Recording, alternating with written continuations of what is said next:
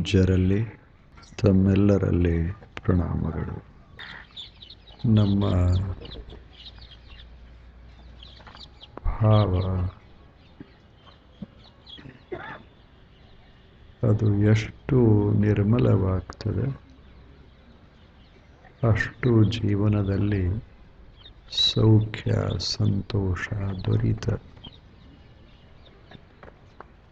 ಭಾವ ಎಷ್ಟು ಮಲಿನ ಆಗ್ತದೆ ಅಷ್ಟು ಬದುಕ ಸಮಸ್ಯಾತ್ಮಕವಾಗ್ತದೆ. ಆದ್ದರಿಂದಲೇ ಭಾವ ಸಾಧನೆ ಬಹಳ ಮಹತ್ವದ್ದು. ನಾವೇನಾದರೂ ಸಾಧನೆ ಮಾಡೋದಿದ್ರೆ ನಮ್ಮ ಭಾವವನ್ನು ಪರಿಶುದ್ಧಗೊಳಿಸೋದು ಮತ್ತು ಸುಸ್ಥಿರಗೊಳಿಸೋದು ಅದು ಬಹಳ ಮಹತ್ವದ್ದು. ಈಗ ಒಂದು ಮನೆ ಅಂತ ಇದ್ದರೆ ಮನೆ ಯಾವುದರ ಮೇಲೆ ನಿಂತಿರ್ತದೆ? ಮನೆಯಲ್ಲಿ ಹಣ ಇರಬಹುದು, ಬೆಳ್ಳಿ ಬಂಗಾರ ಮುತ್ತು ರತ್ನ ಏನೆಲ್ಲ ಇರಬಹುದು. ಆದರೆ ಮನೆಯಲ್ಲಿ ಇರುವವರ ಹೃದಯ ಹೊಲಸಾಗಿತ್ತು ಅಂದರೆ ಸೌಖ್ಯ ಹೆಂಗೆ ಉಂಟಾಗ್ತದೆ? ಬೇಕಲ್ಲ. ಮನೆ ಎಷ್ಟು ದೊಡ್ಡದದ ಅನ್ನೋದು ಮಹತ್ವದ್ದಲ್ಲ, ಮನ್ಯಾಗ ಇರೋವ್ರ ಮನಸ್ಸು ಎಷ್ಟು ಚಲೋ ಅದಾವು ಅನ್ನೋದು ಬಹಳ ಮಹತ್ವದ್ದು. ಅದು ಬೇಕು. ಹೃದಯದ ಭಾವನೆಗಳ ಮೇಲೆ ಮನೆಗಳು ನಿಂತಿರ್ತಾವೆ. ಅದು ಅವರನ್ನೆಲ್ಲ ಕಟ್ಟಿ ಹಾಕಿರ್ತವೆ. ವಸ್ತು ಒಡವೆಗಳು ಅಲ್ಲ, ಭಾವ ಬಂಧನ ಇರ್ತದೆ. ಅದೆಷ್ಟು ಪವಿತ್ರವೋ ಅಷ್ಟು ಮನೆಯ ಮಾಂಗಲ್ಯ ಹೆಚ್ಚಾಗ್ತದೆ. ನಾವು ಅಂತಿರ್ತೇವೆ ನಮ್ಮ ಮನೆಯಲ್ಲಿ ಸಮಾಧಾನ ಅದ. ಇದರ ಅರ್ಥ ಏನು ಅಂದರೆ ನಮ್ಮ ಮನೆಯೊಳಗೆ ಇರುವವರ ಭಾವನೆಗಳು ಬಹಳ ಚಲೋ ಅದಾವು ಅಂತ. ಭಾವನಾ ಚಲೋ ಇದರ ಅರ್ಥ ಏನು? ಅದನ್ನು ನೋಡಿದರೆ ನಮಗೆ ಸಂತೋಷ ಆಗಬೇಕು, ಅದಕ್ಕೆ ಭಾವಶುದ್ಧಿ ಅಂತಾರೆ. ಈಗ ಒಂದು 4 ಹೂ ನೋಡಿದರೆ ಸಂತೋಷ ಆಗುವುದಿಲ್ಲೇನು? ಮನಸ್ಸು ಅರಳುತ್ತದೆ, ಮನಸ್ಸು ಸಂತೋಷ ಪಡ್ತದೆ. ಯಾಕೆ? ನಾವು ಹೂವನ್ನು ಪ್ರೀತಿಸ್ತೇವೆ. ಹೀಗೆ ಪ್ರೇಮಕ್ಕೂ ಸುಖಕ್ಕೂ ಸಂಬಂಧ ಬಹಳ. ಭಾವಕ್ಕೂ ಮತ್ತು ಸಂತೋಷಕ್ಕೂ ಸಂಬಂಧ. ನಮಗೆ ಸಂತೋಷ ಬೇಕಾಗಿತ್ತು ಅಂದರೆ ಜೀವನದಲ್ಲಿ ನಮ್ಮ ಭಾವ ಅದು ಪುಷ್ಪದಂಗೆ ಅರಳಬೇಕಷ್ಟೆ. ಅದು ಅರಳಬೇಕು. ಅದನ್ನು ಅರಳಿಸೋದೇ ಇದು ಬಹಳ ಮಹತ್ವದ ಸಾಧನ. ಯಾವ ಸಾಧನ ಮಾಡಿದರೆ ಏನಾಯಿತು? ಇದು ಅರಳದೆ ಇದ್ರೆ ತಗೊಂಡು ಏನು ಮಾಡೋದು ಹೇಳಿ? ಎಲ್ಲ ಸಾಧನಗಳದಾವ, 100. ಆದರೆ ಯದಿಯ ಸಾಧನ ಬಹಳ ದೊಡ್ಡದು. ಯಾಕೆ ಅಂದರೆ ಅದೇ ಬದುಕನ್ನು ಹಸನು ಮಾಡೋದು, ಅದೇ ಬದುಕನ್ನು ಸುಂದರಗೊಳಿಸೋದು, ಅದೇ ಬದುಕನ್ನು ಸಮೃದ್ಧ ಮಾಡೋದು. ಆದ್ದರಿಂದ ಎದೆಗೆ ಭಾವಕ್ಕೆ ಅಷ್ಟು ಬೆಲೆ. ಆದರೆ ಇತ್ತೀಚೆಗೆ ತಲೆಗೆ ಬಹಳ ಬೆಲೆ ಬಂತು, ಎದೆಯ ಬೆಲೆ ಕಡಿಮೆ ಆಯಿತು. ವಿನೋಬಾ ಭಾವೆ ಅಂತ ಆಗಿ ಹೋದರು. ಬಹಳ ದೊಡ್ಡ ಸಂತರು ಮಹಾರಾಷ್ಟ್ರದಲ್ಲಿ. ಬಹಳ ದೊಡ್ಡವರು ವಿನೋಬಾ ಭಾವೆ. ನೋಡಬೇಕು ಅವರ ಜೀವನ ಎಷ್ಟು ನಿರ್ಮಲ ಆಯಿತು. ಒಂದು ಪಂಜೆ, ಒಂದು ಹೊದಿಕೆ ಅಷ್ಟು ಬಿಟ್ಟರೆ ಏನಿಲ್ಲ. ಎಂಥ ಸುಂದರ ಜೀವನ ಸಾಗಿಸಿದವರು. ಮಹಾತ್ಮ ಗಾಂಧಿಯವರಿಗೆ ಅತ್ಯಂತ ಅಪ್ಪಟ ಶಿಷ್ಯರು, ಅಷ್ಟು ಪ್ರಿಯರವರು. ದೊಡ್ಡ ವಿದ್ವಾಂಸರು ಕೂಡ. ಇಂಥ ವಿನೋಬಾ ಭಾವೆ ಒಂದು ಮಾತು ಹೇಳ್ತಾರೆ. ಅವರೆಲ್ಲ ಭಾರತವನ್ನು ತಿರುಗಾಡಿ 10-13 ವರ್ಷಗಳ ಕಾಲ ಪಾದಚಾರಿಯಾಗಿ ಇಡೀ ಭಾರತ ತಿರುಗಾಡಿದರು. ಸುಮ್ಮನೆ ನೆನೆಸಿಕೊಳ್ಳಂಗದು. ತಮಗಾಗಿ ಎಲ್ಲ, ಏನನ್ನಾದರೂ ಪಡೆಯಬೇಕಂತಲ್ಲ, ಮಾನ ಮರ್ಯಾದೆ ಕೀರ್ತಿಗಳನ್ನು ಗಳಿಸಬೇಕಂತಲ್ಲ. ಎದಕ್ಕೆ? ಎಲ್ಲರಿಗೂ ಒಂದು ಅಂಗೈ ನೆಲೆ ಇರಲಿ, ಒಂದಿಷ್ಟು ಭೂಮಿ ಇರಲಿ. ಭೂದಾನ ಅಂತ ಅವರು ತಿರುಗಾಡಿದ ಬಳಿಕ ಒಂದು ಪ್ರಶ್ನೆ ಕೇಳ್ತಾರೆ. ವಿನೋಬಾ ಭಾವೆಯವರೇ, ತಮ್ಮಂಗ ಭಾರತ ದೇಶವನ್ನು ನೋಡಿದವರು ಬಹಳ ಕಡಿಮೆ. ಯಾಕೆ ಪಾದಚಾರಿಗಳಾಗಿ ಹಳ್ಳಿಗೆ ಹೋದ್ರಿ? ಎಲ್ಲ ಹಳ್ಳಿಗಳಿಗೆ ಹೋದ್ರಿ. ಹಳ್ಳಿಯ ಜನರನ್ನು ಬಹಳ ಸಮೀಪದಿಂದ ನೀವು ನೋಡಿದಿರಿ.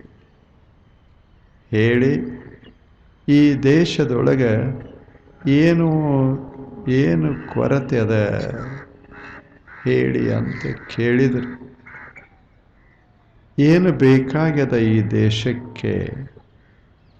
ಆವಾಗ ವಿನೋಬಾ ಭಾವೆ ಹೇಳ್ತಾರೆ, ಏನು ಮಾಡೋದು ಹೇಳಿ? ನಮ್ಮ ಮನಸ್ಸಿಗೆ ಒಂದಿಷ್ಟು ಅಸಂತೋಷ ಉಂಟು ಮಾಡುವ ಒಂದು ಸಂಗತಿ ಇಲ್ಲಿ ನಡೀತಾ ಅದ ದೇಶದೊಳಗೆ. ಏನು ಅಂತ ಕೇಳಿದರು. ನಮ್ಮ ಹುಡುಗರು ಯುವಕರು ತಲೆ ಬೆಳೆಸಿಕೊಳ್ತಾ ಇದ್ದಾರ, ಹೃದಯ ಬಾಡ್ತದ, ಎದೆ ಬಾಡ್ತದ, ತಲೆ ವಿಸ್ತಾರ ಆಗ್ತದೆ. ಇದು ಜೀವನದ ತೂಕ ತಪ್ತದೆ. ಇದು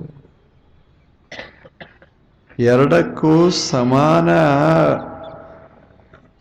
ಪ್ರಾಬಲ್ಯ ಕೊಡಬೇಕು, ಸಮಾನ ಮಹತ್ವ ಕೊಡಬೇಕು. ಎರಡೂ ಸಮನಾಗಿ ತೂಗಬೇಕು. ಆವಾಗ ಜೀವನ ಸುಂದರವಾಗ್ತದೆ.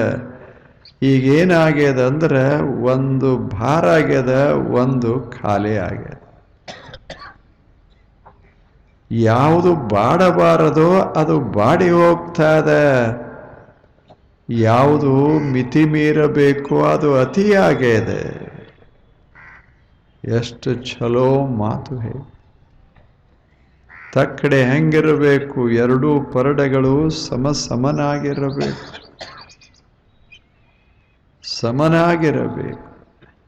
ಹಾಗೆ ನಮ್ಮ ಜೀವನದಲ್ಲಿ ಭಾವ ಮತ್ತು ಬುದ್ಧಿ ಸಮನಾಗಿರಬೇಕು. ಭಾವ ಬುದ್ಧಿಯನ್ನು ನಿಯಂತ್ರಿಸ್ತದೆ.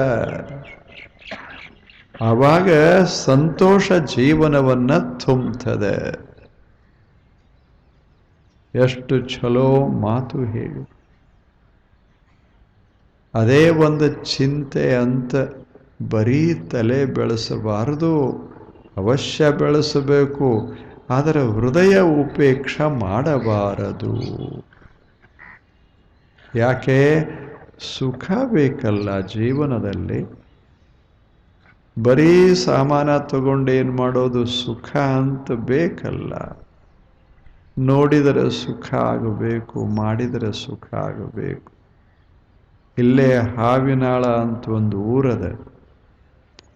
ಆ ಊರಲ್ಲಿ 900 ವರ್ಷಗಳ ಹಿಂದೆ ಒಬ್ಬ ಮಹಾಶರಣನಾಗಿ ಹೋದ. ಸಿದ್ಧರಾಮೇಶ್ವರರಿಗೆ ಅತ್ಯಂತ ಆತ್ಮೀಯ. ಅಂಥ ಶರಣ ಹಾವಿನಾಳ ಕಲ್ಲಯ್ಯ ಅಂತ ಏನು ಹೇಳ್ತಾನ, ನಾ ಬಹಳ ಆನಂದವಾಗಿದ್ದೀನಿ ಅಂದ. ಒಂದು ವಚನ ಹೇಳ್ತಾನೆ, ನಾನು ಬಹಳ ಸುಖವಾಗಿದ್ದೀನಿ, ಮಹಾಲಿಂಗ ಕಲ್ಲೇಶ್ವರನಲ್ಲಿ ಸುಖಿಯಾಗಿಪ್ಪೆನಯ್ಯ. ಯಾಕೆ ಅನ್ನೋದನ್ನ ಒಂದೆರಡು ಮಾತು ಮ್ಯಾಲೆ ಹೇಳ್ತಾರೆ. ಹಿಂಗೆ ಅನ್ನೋರು ಬೇಕಲ್ಲ, ನಾನು ಸುಖಿಯಾಗಿದ್ದೇನೆ. ಇದು ಬಹಳ ಮಹತ್ವದ್ದು. ಬೇಕಾಗಿದೆ ಅಂತಲ್ಲ, ಬಹಳದ ಕಡಿಮೆದ ಅಂತಲ್ಲ, ನಾನು ಸುಖವಾಗಿ ಇದ್ದೇನೆ, ಇದನ್ನು ಅನ್ನಬೇಕು. ಹಾವಿನಾಳ ಕಲ್ಲಯ್ಯನ ಅದೊಂದು ಸುಂದರ ಸೂತ್ರ. ಎದ್ದ ಬಳಿಕ ನಾನು ಸುಖಿಯಾಗಿದ್ದೇನೆ, ಮಲಗುವಾಗ ನಾನು ಸುಖಿಯಾಗಿದ್ದೇನೆ, ಕಾರ್ಯ ಮಾಡುವಾಗ ನಾನು ಸುಖಿಯಾಗಿದ್ದೇನೆ, ಈ ಭಾವ ತುಂಬಬೇಕು. ಇಲ್ಲದೆ ಇದ್ರೆ ಜೀವನಕ್ಕೆ ಅರ್ಥ ಏನದೆ ಹೇಳಿ? ಎಲ್ಲ ಆಯಿತು, ಮಾಡ್ದೇವಿ, ನಾನು ಸುಖಿಯಾಗಿದ್ದೇನೆ ಅಂತ ಅನ್ನಬೇಕಲ್ಲ. ಮಸ್ತಾಗಿ ಉಂಡಾನ ತಿಂದಾನ, ಏನಿದೆಲ್ಲ ಅಂದ. ಹಿಂಗಂದ್ರೆ ಗತಿ ಹೆಂಗ? ಎಲ್ಲ ಉಣಸ್ಯಾರ ತಿನ್ಸ್ಯಾರ, ಮಸ್ತಾಗಿ ಸೇವಾ ಮಾಡ್ಯಾರ, ಏನದ ಈ ಮನ್ಯಾಗ ಹಿಂಗಂದ್ರೆ ಹೇಳಿ? ಸೌಖ್ಯ ಆಗ್ತದೇನು? ಭೌತಿಕ ವಸ್ತು ಒಡವೆಗಳು ಏನಾದರೂ ಇರಲಿ, ಅವರಂತಾರೆ ನಾನು ಸುಖಿಯಾದೇನಯ್ಯ. ಅವರ ಕೆಲಸ ಏನು ಗೊತ್ತಿರಬೇಕು ನಿಮಗೆ. ಮಹಾಲಿಂಗ ಕಲ್ಲಯ್ಯ ಬಹಳ ಛಲೋ, ಹಾವಿನಾಳ ಕಲ್ಲಯ್ಯ ಎಷ್ಟು ಛಲೋ ಕೆಲಸ ಮಾಡ್ತಾ ಇದ್ದ. ಇಡೀ ಜೀವನೆಲ್ಲ ಬೆಳ್ಳಿ ಬಂಗಾರದಾಗ ಅದೇ ಕೆಲಸ ಮಾಡಿಕೊಂಡಿರುವ ಮನುಷ್ಯ. ಎದ್ದರೂ ಬೆಳ್ಳಿ ಬಂಗಾರ, ಮಲಗಿದರೂ ಬೆಳ್ಳಿ ಬಂಗಾರ. ಬರೋರು ಯಾರೇ ಇದ್ರೂ ಸಹಿತ ಬೆಳ್ಳಿರೇ ತಗೊಂಡು ಬರೋರು, ಬಂಗಾರೇ ತಗೊಂಡ್ಬರೋರು. ಜೀವನ ಎಷ್ಟು ಮಜಾ ಆಯ್ತು. ಎಂಥ ಮಹಾಲಿಂಗ ಹಾವಿನಾಳ ಕಲ್ಲಯ್ಯ ಆತ ಹೇಳ್ತಾನ, ನಾನು ಸುಖಿಯಾಗಿದ್ದೇನೆ, ಮಹಾಲಿಂಗ ಕಲ್ಲೇಶ್ವರನಲ್ಲಿ ನಾನು ಸುಖಿಯಪ್ಪೆನಯ್ಯ. ಯಾಕೆ ಗೊತ್ತೇನು ಅಂತ ಆತ ಹೇಳ್ತಾನ, ನನ್ನ ಕಂಗಳು ಕಂಗಳದಾವಲ್ಲ, ಎನ್ನ ಕಂಗಳು ತುಂಬಿವೆ ನೋಡಿ, ನಿಮ್ಮ ನೋಡಿ ನೋಡಿ ಎನ್ನ ಕಂಗಳು ತುಂಬಿವೆ, ಎನ್ನ ಕಿವಿಗಳು ತುಂಬಿವೆ ನಿಮ್ಮ ಕೇಳಿ ಕೇಳಿ ಕೇಳಿ, ಎನ್ನ ಮನವು ತುಂಬಿದೆ ನಿಮ್ಮ ನೆನೆದು ನೆನೆದು ನೆನೆದು ಎನ್ನ ಮನ ತುಂಬಿದೆ. ಆದ್ದರಿಂದ ದೇವನೇ, ನಾನು ಅತ್ಯಂತ ಸುಖವಾಗಿದ್ದೇನೆ, ಸುಖಿಯಾಗಿದ್ದೇನೆ. ಅಂದರೆ ಸುಖ ಪಡಬೇಕಾದ್ರೆ, ಮನುಷ್ಯನ ಜೀವನ ಸುಖಿಯಾಗಬೇಕಾದ್ರೆ ಈ ಮೂರು ಆತ ಹೇಳೋದು. ಕಣ್ಣ ತುಂಬಿಕೋಬೇಕು, ಕಿವಿ ತುಂಬಿಕೋಬೇಕು, ಮನಸ್ಸನ್ನ ತುಂಬಿಕೋಬೇಕು. ಯಾವುದರಿಂದ? ಯಾವುದರಿಂದ ಕಣ್ಣ ತುಂಬಿದರೆ ಮನಸ್ಸು ಅರಳುತ್ತದೆ. ಅದರಿಂದ ಸುಖದ ಸುವಾಸನೆ ಬದುಕಿನಲ್ಲಿ ಹರಡುತ್ತದೆ. ಅದರಿಂದ ಕಣ್ಣ ತುಂಬಿಕೋಬೇಕು, ಕಿವಿ ತುಂಬಿಕೋಬೇಕು, ಮನಸ್ಸ ತುಂಬಿಕೋ. ಆತ ಹೇಳ್ತಾನೆ, ನಾನು ಭಗವಂತನೇ ನಿನ್ನನ್ನು ನೋಡಿ ನೋಡಿ ನೋಡಿ ಈ ಕಣ್ಣನ್ನು ತುಂಬಿಕೊಂಡೀನಿ, ನಿನ್ನ ನಾಮವನ್ನು ಕೇಳಿ ಕೇಳಿ ಕೇಳಿ ಕಿವಿಯನ್ನು ತುಂಬಿಕೊಂಡಿದೆ. ನಿನ್ನನ್ನು ನೆನೆದು ನೆನೆದು ನೆನೆದು ನನ್ನ ಮನಸ್ಸನ್ನು ತುಂಬಿಕೊಂಡಿದ್ದೇನೆ. ದೇವನೇ ಎಲ್ಲವನ್ನ ತುಂಬಿದಾಗ ಎಲ್ಲ ಒಳಗಿರೋದೆಲ್ಲ ದೇವನಿಂದ ತುಂಬಿ ಹೋದ ಬಳಿಕ ಮತ್ತೇನು ನೋಡೋದು ಹೇಳು? ಈ ಜಗತ್ತನ್ನು ನೋಡುವಾಗ ದೇವದರ್ಶನ, ಜಗತ್ತಿನ ಶಬ್ದಗಳನ್ನು ಕೇಳುವಾಗ ದೇವದರ್ಶನ, ಮನಸ್ಸಿನಲ್ಲಿ ನೆನೆಸುವಾಗ ದೇವದರ್ಶನ. ಇದು ಸುಖಕ್ಕೆ ಕಾರಣ. ಚಲೋದು. ದೇವರಂದು ಕೂಡಲೇ ಹಾಗೆ ಹೀಗೆ ಅಂತಲ್ಲ, ಏನು ನೋಡ್ತೇವಿ ಇದೆಲ್ಲ ದೇವನ. ಎತ್ತ ನೋಡಿದಡತ್ತತ್ತ ನಿಮ್ಮನೇ ಕಾಂಬೆ, ಎದ್ದು ನೋಡಿ ನಿಮ್ಮನೇ ಕಾಂಬೆ, ನಿದ್ರೆಗೈದು ನಿಮ್ಮನೇ ಕಾಂಬೆ, ಅಹೋರಾತ್ರಿ ನಿಮ್ಮ ಧ್ಯಾನದಲ್ಲಿರಿಸು ಮಹಾಲಿಂಗ ಕಲ್ಲೇಶ್ವರ. ಅವನದೇ ಮಾತು. ನಾನು ಏನು ಮಾಡ್ತಾ ಇದ್ದೀನಿ ಅಂದರೆ, ಹೆಂಗೆ ಕಣ್ಣಿಗೆ ಬರೀ ಬಂಗಾರ ಅದ, ಹುಟ್ಟಿದೇನೆ ಇಷ್ಟು ವರ್ಷಗಳಾದರೂ ನನ್ನ ಮನೆಯೊಳಗೆ ನನ್ನ ಕೈಯಾಗ ಏನಾದರೂ ಇದ್ದರೆ ಬಂಗಾರ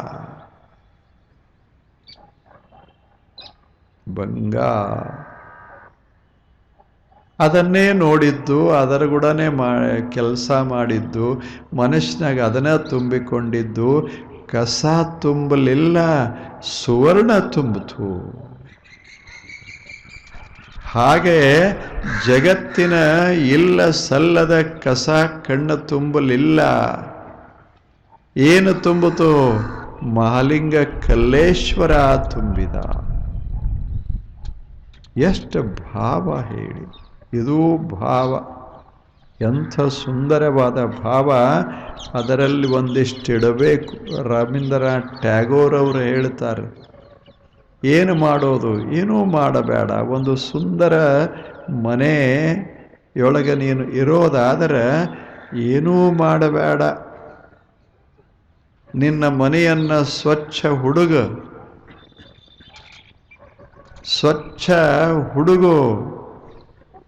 ಒಂದು ಛಲೋ ದೀಪವನ್ನು ಹಚ್ಚು. ಸುವಾಸನೆಗಾಗಿ ಒಂದು ಬುಟ್ಟಿ ಹೂಗಳನ್ನು ಹೀಗೆ ಇಡು. ನಿನ್ನ ಮನೆ ಸುಗಂಧದಿಂದ ತುಂಬುತ್ತದೆ, ನಿನ್ನ ಮನಸ್ಸು ಬೆಳಕಿನಿಂದ ತುಂಬುತ್ತದೆ. ನೋಡು, ಅನುಭವಿಸು. ಇದು ಮನೆ ತುಂಬ ಸಾಮಾನದಾವ, ಆದರೆ ಸುವಾಸನೆ ಇಲ್ಲ. ತಗೊಂಡೇನು ಮಾಡೋದು? ಮನೆಯೆಲ್ಲ ತುಂಬಿ ಹೋಗ್ಯದ, ಬೆಳಕ ಇಲ್ಲ, ಎಲ್ಲ ಕಿಟಕಿ ಮುಚ್ಚಿ ಹೋಗ್ಯಾವ. ಏನು ಮಾಡೋದು? ಹಾಗ ಇದು ಜೀವನ, ಇದು ಮನೆ. ಇದರಾಗೂ ಸ್ವಚ್ಛ ಇರಬೇಕಲ್ಲ. ಆ ಬಳಿಕ ಒಂದಿಷ್ಟು ಬೆಳಕ ಇರಬೇಕು, ಅನಂತರ ಸುವಾಸನೆ ಇರಬೇಕು. ಪರಮ ಪ್ರೇಮ ರೂಪ ಸುವಾಸನ, ಪರಮ ಜ್ಞಾನ ರೂಪ ಬೆಳಕ, ನಿರ್ಮಲತೆ ಅದು ಸ್ವಚ್ಛತ. ಸಾಕಲ್ಲ ಇಷ್ಟು ಅಂದ. ಇದು ಸಾಮಾನ್ಯ ಒಬ್ಬ ಮನುಷ್ಯ ಶರಣನಾಗಿ ಎಂಥ ಸುಂದರ ಜೀವನ ಸಾಗಿಸೋದು ಹೇಳಿ. ಆತ ಹೇಳ್ತಾನ, ಜೀವನ ಅಂದರೆ ಸುವರ್ಣ ಜೀವನ. ಇದನ್ನು ಕಬ್ಬಿಣ ಜೀವನ ಮಾಡಬಾರದು, ಇದನ್ನು ಸುವರ್ಣ ಜೀವನ ಮಾಡಬೇಕು. ಅದಕ್ಕೆ ಬೆಲೆ ಬರಬೇಕಲ್ಲ, ಸುವರ್ಣಕ್ಕೆ ಬೆಲೆ ಬರಬೇಕು. ಹಾಗೆ ಜೀವನಕ್ಕೆ ಬೆಲೆ ಬರಬೇಕು. ಹಾಗೆ ನಾವು ಬಾಳೋದು, ಬದುಕೋದು. ಮನಿ ಕಿಮ್ಮತ್ತ ಮಾಡಬಾರದು. ಜನ ಮನೆಯೊಳಗಿರುವ ಮನುಷ್ಯನ ಕಿಮ್ಮತ್ತ ಮಾಡಿರಬೇಕು. ಹಾಗೆ ಬದುಕೋದು. ಸಾಕ್ರೆಟಿಸನ ಮನೆಗೆ ಏನು ಜನ ಬರ್ತಿದ್ರು, ಉಣ್ಣಾಕ ತಿನ್ನಾಕಲ್ಲ, ಮಾತು ಕೇಳಾಕ. ಮನ್ಯಾಗ ಏನೂ ಇರಲಿಲ್ಲ, ಆದ್ರೆ ಮನೆಗೆ ಇಡೀ ಅಥೆನ್ಸ್ ಪಟ್ಟಣದ ಯುವಕರೆಲ್ಲ ಮನೆ ಹತ್ತಿರ ಬರ್ತಿದ್ರು. ಯಾಕೆ? ಮನೆಯೊಳಗೆ ಒಬ್ಬರು ಸಾಕ್ರೇಟಿಸ್, ಜ್ಞಾನದ ಜ್ಯೋತಿ, ಮಾತನಾಡಿದರೆ ಜ್ಞಾನದ ಕಿರಣಗಳು ಹೊರಬರಬೇಕು ಅಂಥ ಸುಂದರ ಮಾತುಗಳನ್ನಾಡ್ತಾ ಇರುವಂಥ ಸಾಕ್ರೆಟಿಸ್ ಒಬ್ಬ ಸಾಮಾನ್ಯ ಮನುಷ್ಯ. ಬಡಿಗ, ಕಲ್ಲಿನಲ್ಲಿ ಕೆಲಸ ಮಾಡಾಮ. ಇಂಥ ಮನುಷ್ಯ ಶ್ರೇಷ್ಠ ಜ್ಞಾನಿಯ. ಮನೆ ಇತ್ತು, ಮನ್ಯಾಗ ಊಟ ಸಹಿತ ಸರಿ ಇರಲಿಲ್ಲ. ಯಾರಿಗೂ ನೀರ ಬಿಟ್ಟರೆ ಇನ್ನೇನೂ ಕೊಡೋ ಶಕ್ತಿ ಮನ್ಯಾಗ ಇರಲಿಲ್ಲ, ಅನುಕೂಲತೆ ಇರಲಿಲ್ಲ. ಆದರೆ ಜ್ಞಾನವನ ಹರಿಸಿದ ಮನುಷ್ಯ. ಅಂಥ ಮನೆಯೊಳಗೆ ಜ್ಞಾನದ ದೀಪ ಉರಿಸಿದ, ಜ್ಞಾನದ ದೀಪ ಉರಿಸಿದ. ಹಾಗೆ ನಮ್ಮ ಮನೆಗಳು ಸುಂದರವಾದ ಮನೆಗಳಾಗಬೇಕು. ಅಷ್ಟೇ ಅಲ್ಲ, ಒಳಗಿರುವ ನಾವೆಲ್ಲ ದೀಪಗಳಾಗಿರಬೇಕು. ನಾವೆಲ್ಲ ಹೂಗಳಾಗಿರಬೇಕು. ಮಲ್ಲಿಗೆ ಅದ. ಈ ಮಾತ ಹೇಳುವವರು ರವೀಂದ್ರನಾಥ ಟ್ಯಾಗೋರ್, ಹಾವಿನಾಳ ಕಲ್ಲಯ್ಯ, ಸಾಕ್ರೆಟಿಸ್. ಎಂಥ ಜೀವನ ಹೇಳಿ! ಇದನ್ನು ಕೆಡಿಸ್ತಾರೆ ಏನು? ಎಷ್ಟು ಅಪರೂಪದ ಜೀವನ ಇದೆ, ಎಷ್ಟು ಅಪರೂಪಕ್ಕೆ ಬಂದದ್ದು. ಕಣ್ಣ ಹೊಂದಿಸ್ಯಾರ, ಕಿವಿ ಹೊಂದಿಸ್ಯಾರ, ಮನಸ್ಸು ಒಳಗಿಟ್ಟಾರ. ಇಲ್ಲೇನು? ಇಷ್ಟೆಲ್ಲ ಮಾಡಿ ನಮಗೊಂದಿಷ್ಟು ಹಿಂಗೆ ಕೊಟ್ಟಾರ. ಇದು ಸುಂದರವಾದ ಮನೆ, ದೇವ ನಿರ್ಮಿಸಿದ ಸುಂದರವಾದ ಮನೆ. ಅವ ನಿರ್ಮಿಸಿದ ಮನೆಯೊಳಗೆ ನಾವು ಬದುಕೋದದೆ ಸ್ವಚ್ಛ ಮಾಡಿಕೊಂಡು, ಬೆಳಕ ಹಾಕಿಕೊಂಡು, ಸುವಾಸನೆ ತುಂಬಿಕೊಂಡು ನಾವು ಬದುಕೋದದೆ. ಇದ ಭಾವ ಸಾಧನ. ಅದಕ್ಕಾಗಿ ಒಂದಿಷ್ಟು ತ್ಯಾಗ ಭಾವನಾ ಬೇಕು. ಭಾವ ಇದು ಸುವಾಸನೆ ಕೊಡಬೇಕಾದ್ರೆ ಅದರಾಗ ಒಂದಿಷ್ಟು ಬೆರಿಬೇಕು. ಏನು? ತ್ಯಾಗಾಂಶ ಬೆರಿಬೇಕಾಗ್ತದೆ. ಅದರಲ್ಲಿ ಒಂದು ತ್ಯಾಗ ನಾವು ನೋಡೇವಿ. ತ್ಯಾಗದಲ್ಲಿ ಪ್ರಕಾರಗಳು.